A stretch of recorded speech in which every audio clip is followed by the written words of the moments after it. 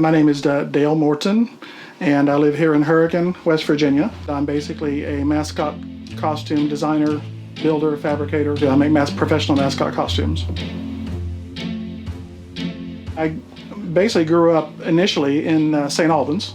A lot of my friends, we were all very much into science fiction. So at the time it would have been Star Trek, Planet of the Apes, The $6 Million Man, stuff like that. We were all artistically inclined. So if you couldn't buy something at the store, we would make it.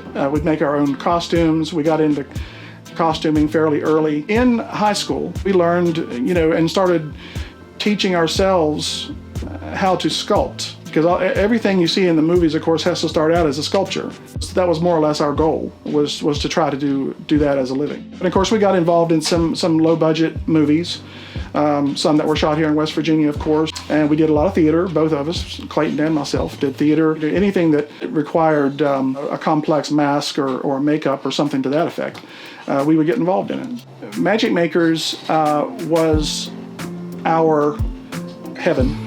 When we discovered Magic Makers costumes in Huntington around the mid-'80s, it was just a wonderful place. I mean, there was no other place like it. It was like walking into a complete magical world. Ken Epperly and Ken Fox, those were the owners. So Epperly and Fox kind of asked me to stay for a little bit and took me aside and asked me if I would have any interest in coming to work for them, specifically as a sculptor of mascot heads. It was an opportunity to make money while doing something I enjoyed, and something different and something challenging. I went to work for Magic Makers and taught myself how to sculpt on a larger scale.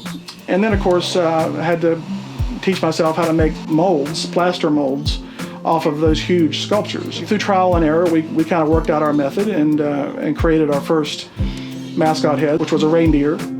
And then we started doing custom work for customers that would come to Magic Makers and have a design for a character that they want custom sculpted to specifically match a design.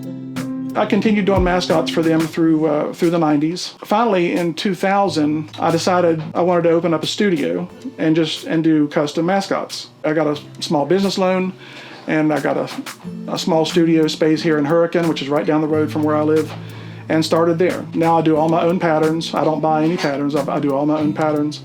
We make all the bodies here, all the feet, hands, everything. It's all done here in shop. Eventually I was able to hire a seamstress to work for me, and then I hired my cousin Travis, who's a very good artist, and he does all the head shells for me now and covers all the heads. We're usually working on 2 or 3 at once in most terms. One of the most proud ones that we've done was Marco from Marshall University. People really took to him immediately and just loved him.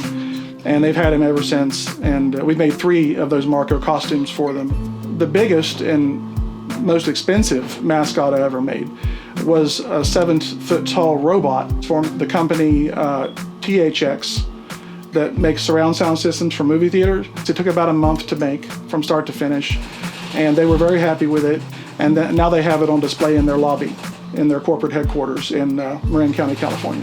We did 2 costumes for the Las Vegas Motor Speedway, and in fact, one of them is seen in the background in the movie Talladega Nights.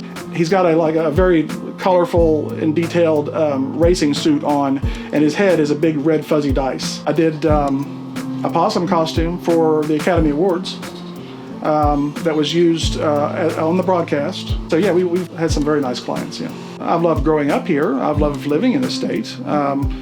There are some aspects about the state that I absolutely love, and I certainly love the people. It's tough to make a living here as an artist. I haven't had any major problems working from West Virginia, mainly, of course, because the internet makes that possible. Going into business for oneself, it isn't easy. You've got to have nerves of steel, okay? And even that will be tested. I mean, it's a tough thing. You've just got to really have the gumption to deal with it, be strong enough to contend with the difficulties, and have the drive to overcome them. You make yourself come up with something.